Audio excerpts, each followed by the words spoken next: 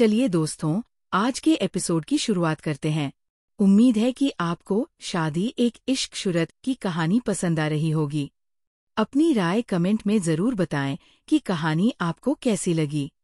और दोस्तों, बाकी कहानियों को भी अपना प्यार दें और हमारे चैनल को सब्सक्राइब करना न भूलें। CH 419 थोड़ी देर में फ्री कर दूंगा, फिर सो जाना। दीप के इस तरह बोलने पर सिया अपने कमरे में तहका लगा के हंस पड़ी। थोड़ी देर तक इससे ही बात करते हुए दीप सिया को कल सुबह उसके साथ मॉर्निंग वॉक के लिए पूछता है।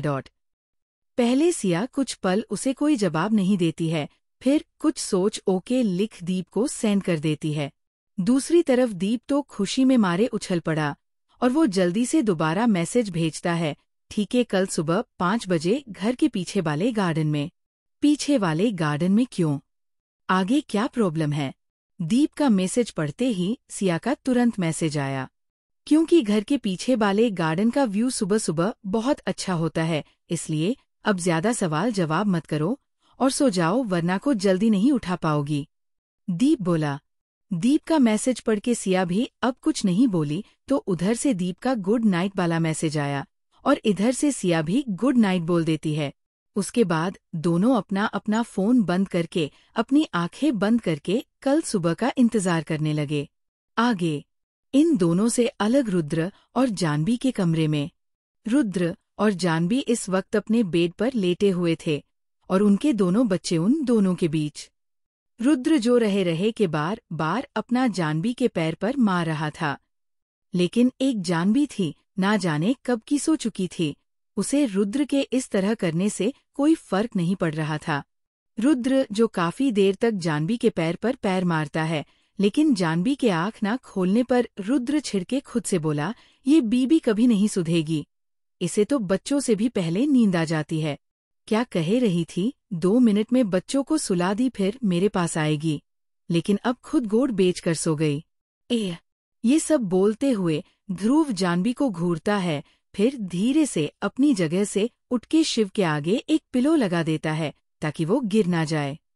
वो धीमे कदमों से अब जानवी के पास जाके बैठ गए और उसे हिला के जगाते हुए बोला, बेबी जान, सोना, उठो ना यार प्लीज, तुम 3 दिन से मुझे इसे ही तड़पा रही हो।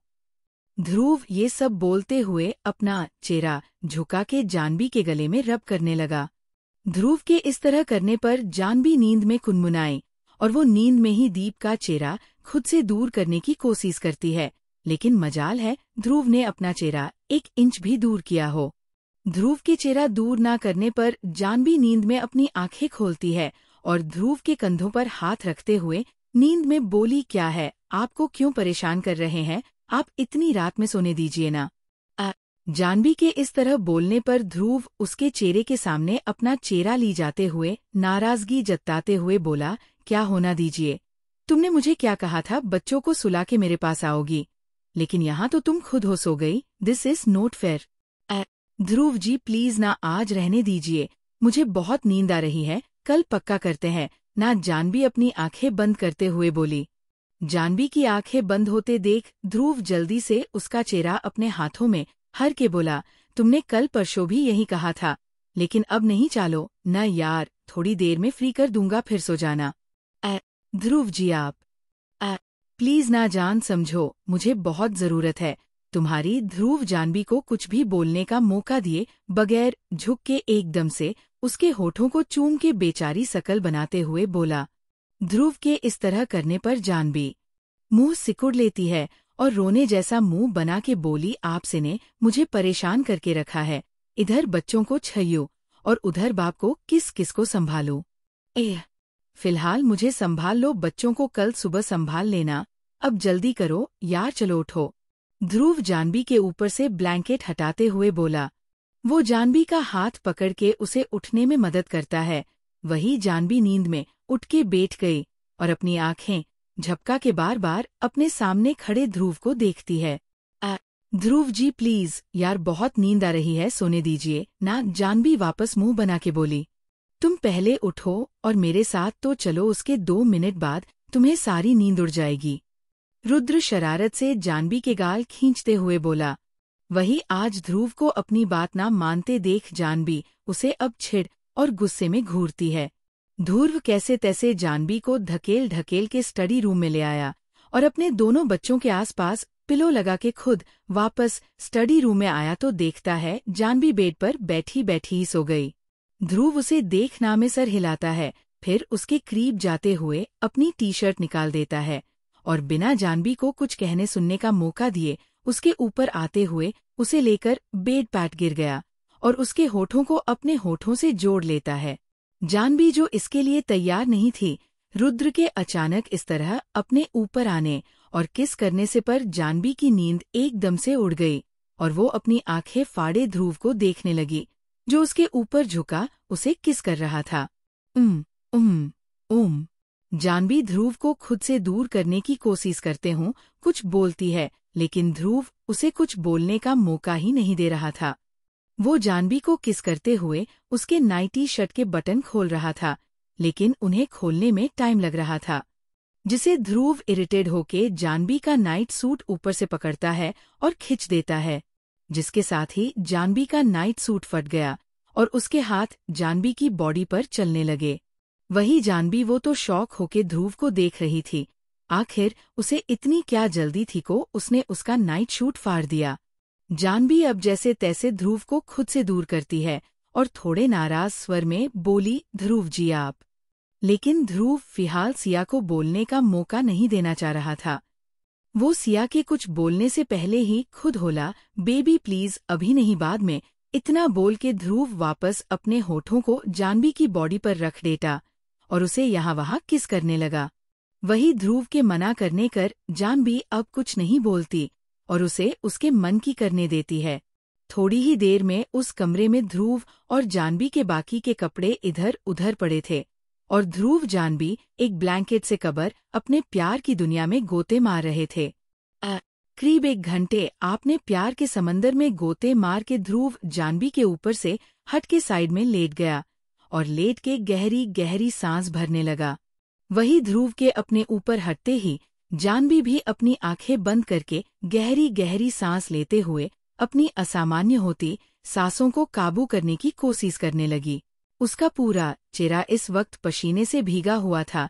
उसकी गर्दन और कॉलर बोन पर ध्रुव के दिए लव मार्क साफ साफ दिख रहे थे। ध्रुव अपनी सांसों को काबू करके के पास लेटी जानवी की देखते हुए मुस्कुरा के बोला, मजा आया। ध्रुव के इस तरह पूछने पर जानवी, जिसकी पलकें बंद हो चुकी थी, वो धीरे से ही हाँ में सर हिला देती है। जानवी का जवाब सुनके ध्रुव मुस्कुराया और आगे बढ़ा के उसके माथे को चूम लेता है। I love you. ध्रुव के इस तरह चूमने पर जानवी मुस्कुरा दी। कुछ देर साथ लेटे रहने के बाद ध्रुव बेड से उठा और अपना पास में पड़ा बॉक्सर उठा के पहन जानवी को अपनी टी शर्ट पहना देता है और फिर उसे अपनी गोद में उठा के अपने साथ बाथरूम में ले गया और थोड़ी देर में एक दूसरे को साफ करके। थोड़ी देर बाद ध्रुव जानवी को वैसे ही अपनी गोद में उठा के रूम में वापस लाया और जानवी को उसकी जगह लेटा देता और उसके माथे को चूम के उसके बाल सहलाता। लेकिन अब जानवी काफी थक चुकी थी, इसलिए वो बिना ध्रुव पर ध्यान दिए अपनी आंखें बंद करके सो गई।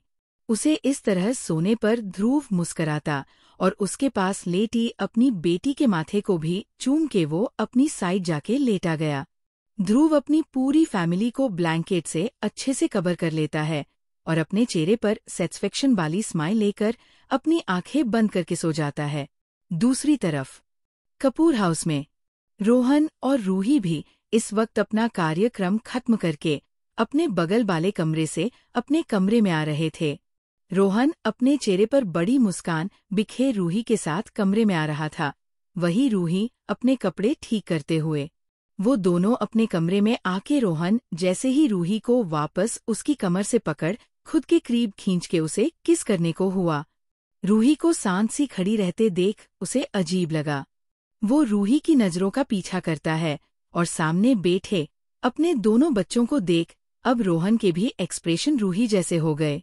वो जल्दी से रूही से एक हाथ की दूरी बना के खड़ा हो गया और सामने हाथ बांध के बैठे अपने दोनों बच्चों को देखता है जो उन दोनों को घूर रहे थे।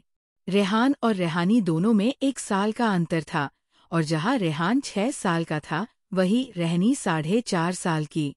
लेकिन उन दोनों बच्चों ने अपने पापा यानी रोहन की नाक में दम करके रखा था। वो दोनों रोहन को रूही के करीब नहीं जाने देते थे, और जब कभी रोहन गलती एल्स रूही के करीब चला जाता तो वो दोनों शैतान पूरे घर में चिल्ला चिल्ला के बता देते कि उनके पापा ने उनकी मम्मा को होठों पर किस किया। अब इस वक्त अपने दोनों बच्चों को जागते देख रोहन और रूही एक दूसरे सी शकल देखते हैं, फिर अपने बच्चों को जो उन्हें अपने हाथ बांध घूर रहे थे। तुम दोनों इस वक्त क्यों जाग रहे हो? रूही दोनों के पास जाते हुए बोली।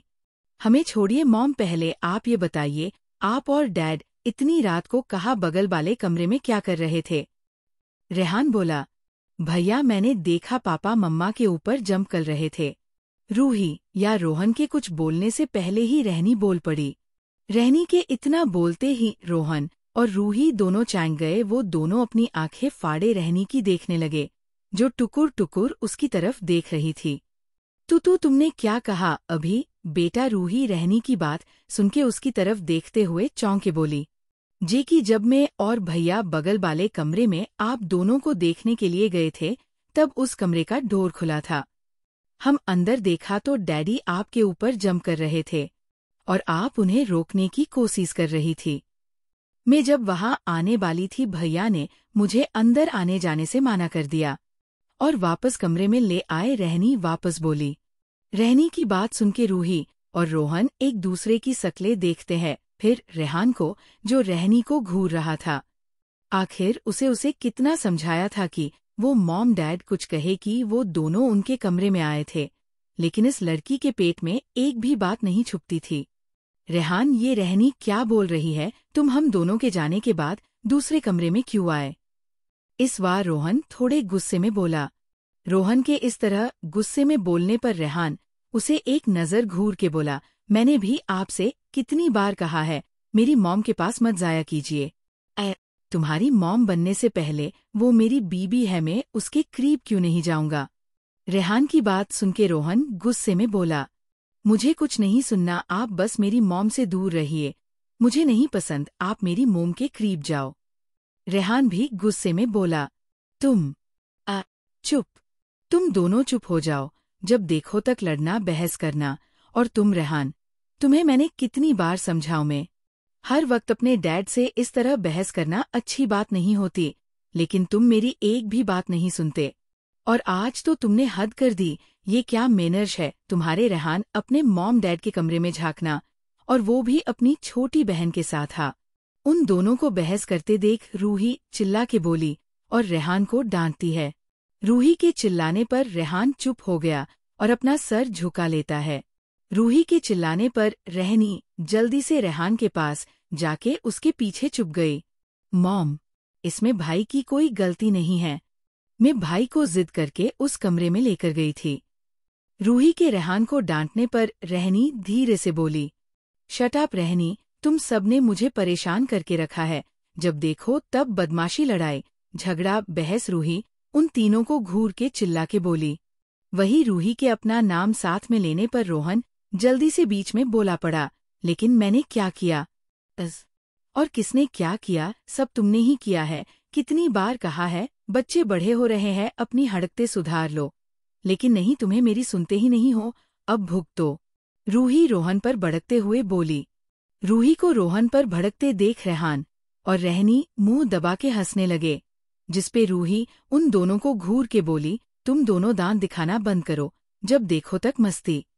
चीकू से कुछ सीखो, आज तक उसकी एक शिकायत नहीं मिलती, स्कूल हो या घर, और तुम दोनों हो कि हर हफ्ते स्कूल कॉल आते हैं। मैं बता रही हूँ तुम दोनों को, अगर मुझे फिर से तुम दोनों की शिकायत आई तो हॉस्टल भेज दूंगी। इतना बोल के रूही उन दोनों के साथ रोहन को घूर के बाथरूम में चली गई। वहीं पीछे वो तीनों रूही को गुस्सा करते देख चुप रह गए, फिर एक दूसरे की शक्लें देख गहरी सांस भरते हैं। आज का एपिसोड यहीं समाप्त होता है। इसका अगला भाग कब आएगा, ये आपके रिएक्शन पर निर्भर करता है। आप लोग अपना ओपिनियन कमेंट बॉक्स में बताएं कि आपको कहानी कैसी लगी। अगले भाग के लिए बने रहें। धन्यवाद।